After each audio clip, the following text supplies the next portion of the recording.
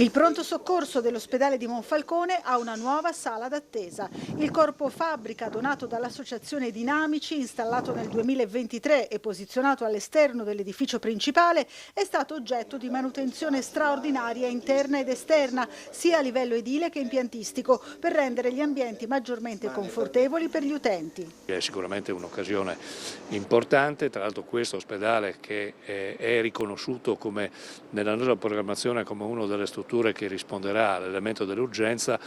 ha in itinere anche un investimento importante di alcuni milioni di euro che riguarderanno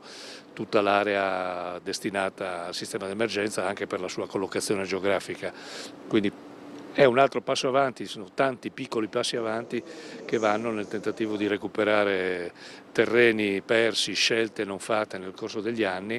per rendere migliore le condizioni di lavoro da parte del personale e per ridurre quelli che sono i disagi anche nei confronti delle persone.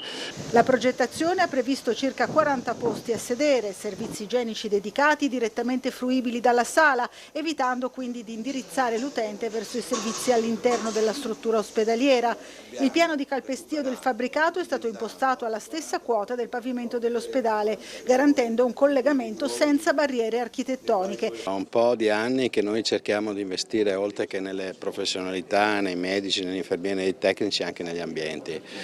Chi accede a strutture sanitarie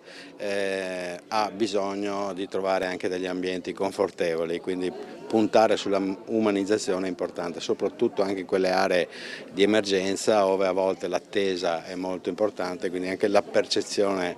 che si ha è diversa rispetto a un posto un po' sgradevole. Potenziati gli isolamenti termici a pavimento, soffitto e pareti, finalizzati a migliorare in maniera rilevante il benessere ambientale. Questa è una bella novità, ringraziamo l'associazione Dinamici che ha donato i container all'epoca del Covid e ringraziamo per lo sforzo organizzativo Asugi che ha consentito in breve tempo, anche nel giro di 6 mesi e con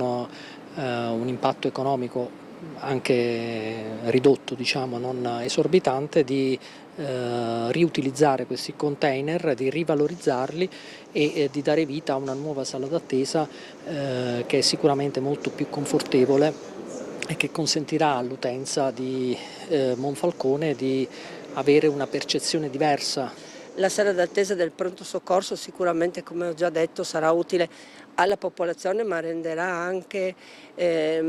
più semplice il lavoro degli operatori in pronto soccorso, perché prima la soluzione ovviamente era una soluzione scomoda e quindi anche difficile dal punto di vista lavorativo.